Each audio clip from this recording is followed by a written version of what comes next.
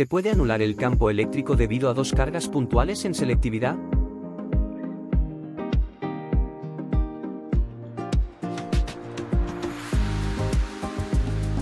Actividad B3 Selectividad Madrid. Convocatoria ordinaria junio de 2024. Interacción electrostática. Interacción electromagnética. Física segundo de bachillerato.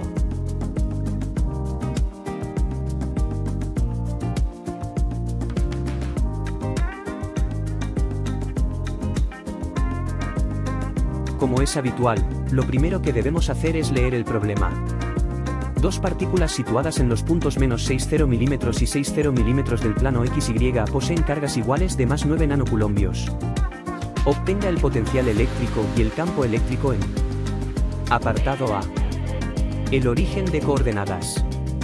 Apartado B. El punto 0,3 mm. Es conveniente que anotemos los datos que nos da el ejercicio.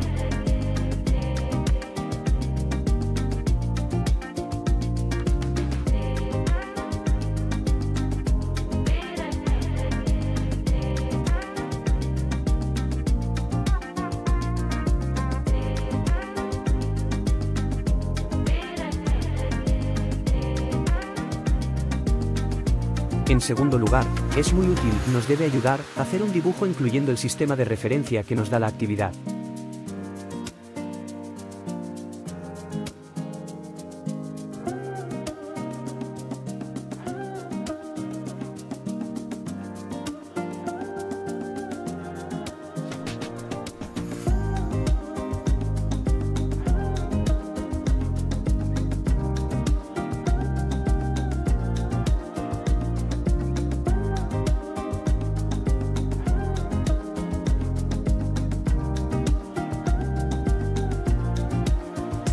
A continuación, aplicamos las leyes y los principios necesarios para resolver el problema. En este caso tendremos en consideración el principio de superposición para obtener el campo eléctrico neto en un punto, debido a dos cargas puntuales, suma vectorial de los vectores intensidad de campo en el citado punto, debidos a cada una de las cargas puntuales por separado sin tener en cuenta la presencia de las demás, así como el principio de aditividad de los potenciales para determinar el potencial total en un punto, debido a dos cargas puntuales, suma de los potenciales en dicho punto, debidos a cada una de las cargas puntuales por separado sin tener en cuenta la presencia de las demás. También debemos tener en cuenta las expresiones del vector intensidad de campo electrostático y del potencial eléctrico en un punto debidos a una carga puntual.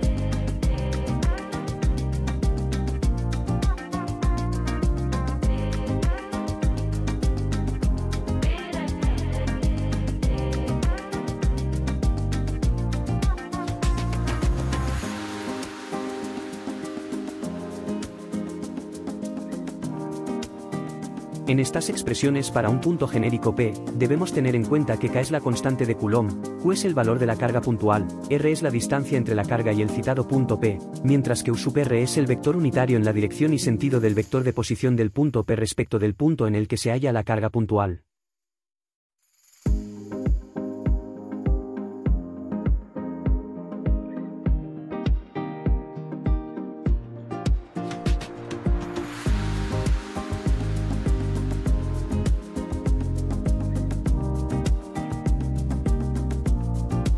Comenzamos con el apartado A. Podemos observar en el dibujo y comprender por simetría, aplicando el principio de superposición, que el vector intensidad de campo electrostático, campo eléctrico, se anula en el origen de coordenadas porque los vectores intensidad debidos a cada una de las dos cargas son iguales en módulo y dirección, pero de sentidos contrarios. Estamos frente a la típica situación del campo electrostático neto o total nulo en el punto medio del segmento que separa a dos cargas puntuales iguales en signo y en valor.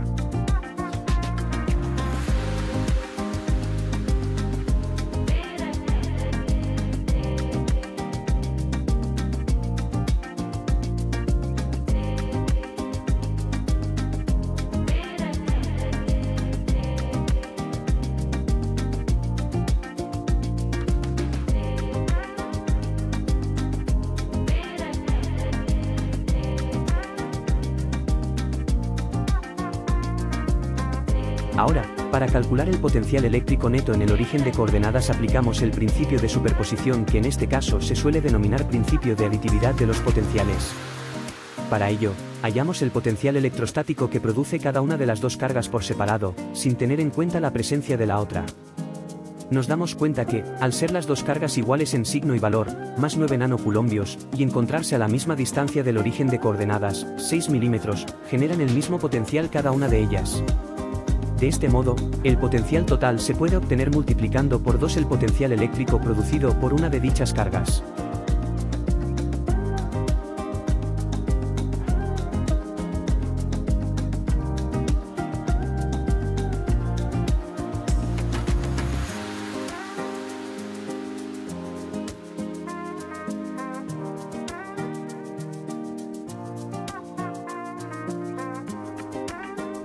En definitiva, obtenemos que el campo eléctrico en el origen de coordenadas es 0, mientras que el potencial es de 2,7 por 10 elevado a 4, unos 27.000 voltios. A continuación, resolvemos el apartado B. Nos solicitan lo mismo que en el apartado anterior, el campo y el potencial eléctricos, ahora en el punto 0,3 milímetros, que llamaremos CE. Como antes, resulta conveniente realizar un dibujo que nos permita visualizar la situación.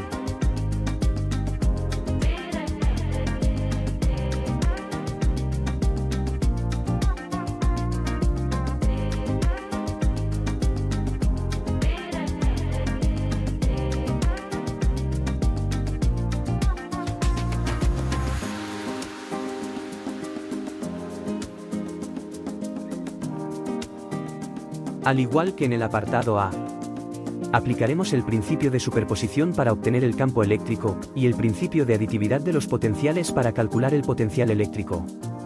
Para el vector intensidad de campo electrostático vamos a desarrollar dos formas diferentes de resolución. En primer lugar, una que podríamos denominar genérica y que, como su nombre indica, se podría utilizar para cualquier situación en la que conozcamos las posiciones, coordenadas, de las cargas puntuales y del punto en el que deseamos conocer el campo. En segundo lugar, otra forma de hallar el vector intensidad de campo electrostático consistirá en fijarnos en las simetrías que se presenten en el problema. En la primera de las formas, la genérica, obtendremos los vectores intensidad de campo eléctrico debido a cada una de las cargas por separado, sin tener en cuenta la presencia de la otra, para finalmente sumarlos vectorialmente.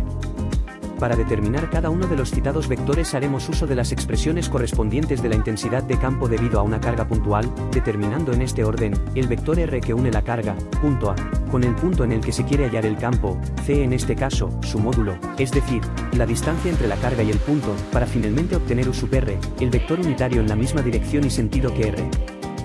Ya podremos hallar el vector intensidad de campo debido a cada una de las cargas y sumarlos, calculando definitivamente el vector intensidad de campo electrostático neto debido a ambas cargas en el punto CE que se solicita.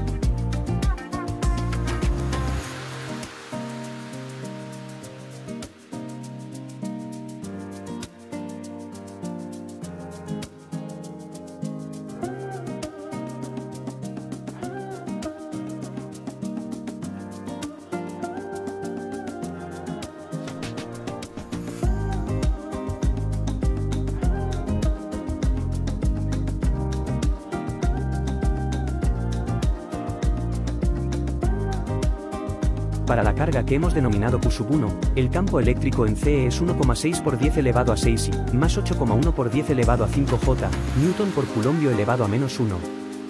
A continuación, repetimos el mismo procedimiento, genérico, para hallar el campo eléctrico debido a la carga Q sub 2 en el punto CE.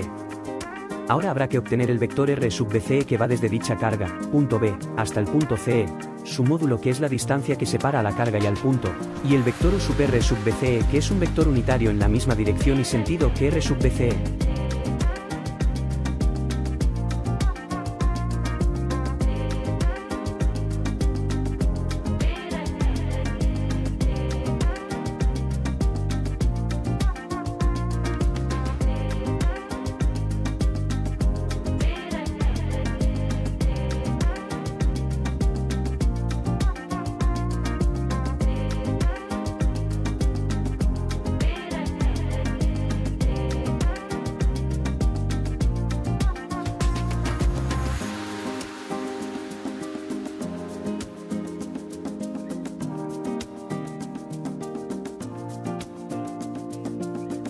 sustituyendo en la expresión del vector intensidad de campo electrostático debido a una carga puntual, la constante de Coulomb, el valor de la carga puntual Q2, la distancia entre la carga y el punto al cuadrado, entre los puntos B y C, y el vector unitario U/R/BCE, hallamos que el resultado es de menos 1,6 por 10 elevado a 6 y, más 8,1 por 10 elevado a 5 J, Newton por Coulombio elevado a menos 1. De este modo, sumando los dos vectores obtenidos, es importante dejar claro que es una suma vectorial, obtenemos el campo eléctrico en el punto C solicitado. 1,6 por 10 elevado a 6 J, Newton por Coulombio elevado a menos 1.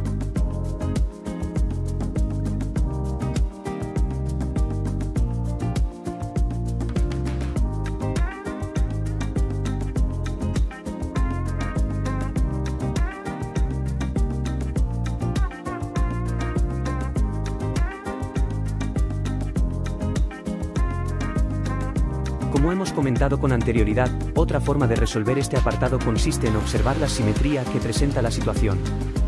Para ello, lo primero que debemos hacer es afinar el dibujo de la misma.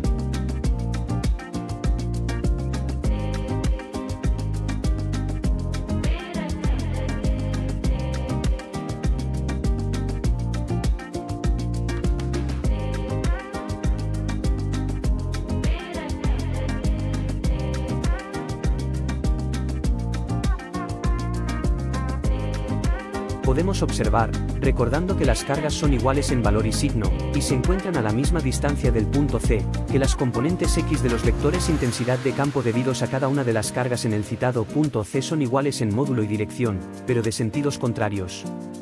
En consecuencia, se anulan cuando los sumamos, cuando los componemos. Esto quiere decir que solamente nos quedará la componente Y del campo eléctrico neto, que estará dirigido en el sentido positivo de dicho eje Y. De hecho, también podemos observar que las componentes Y de los dos vectores en el punto C son iguales en todos sus elementos, módulo, dirección y sentido. De esta manera, el campo eléctrico en el punto C se podrá hallar multiplicando por 2 el módulo de una de esas componentes Y, añadiéndole el vector unitario J, que marca la dirección del eje Y, en su sentido positivo.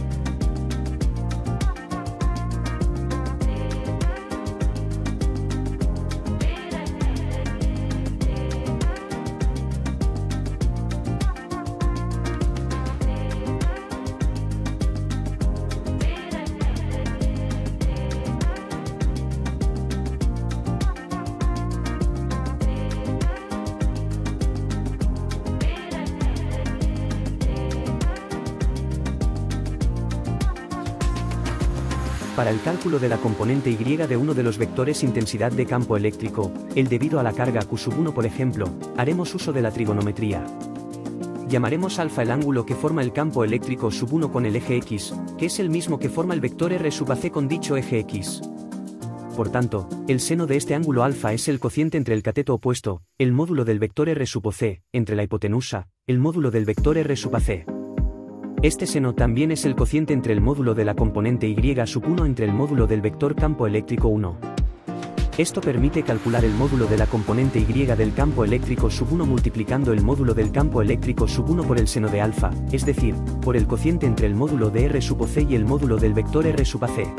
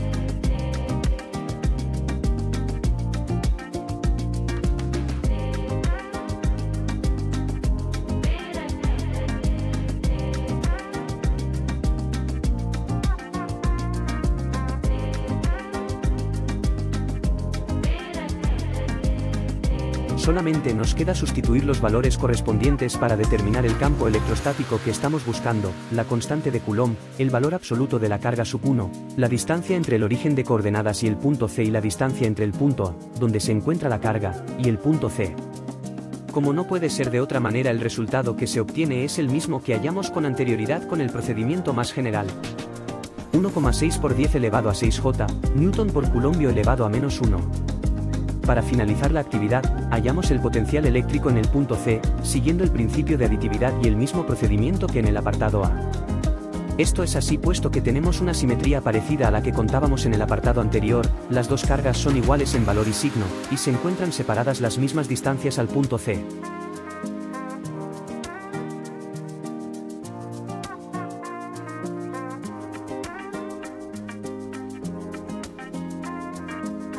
Por tanto, el potencial eléctrico en el punto C se podrá calcular multiplicando por 2 el potencial electrostático en dicho punto C debido, por ejemplo, a la carga sub 1, a la carga 1 que se encuentra en el punto A. Sustituimos los valores correspondientes, la constante de Coulomb, el valor de la carga Q sub 1 y la distancia entre los puntos A y C, distancia entre la carga 1 y el punto C, que además es el módulo del vector R sub AC. El resultado del potencial eléctrico debido a las dos cargas en el punto C es de 2,4 por 10 elevado a 4, unos 24.000 voltios.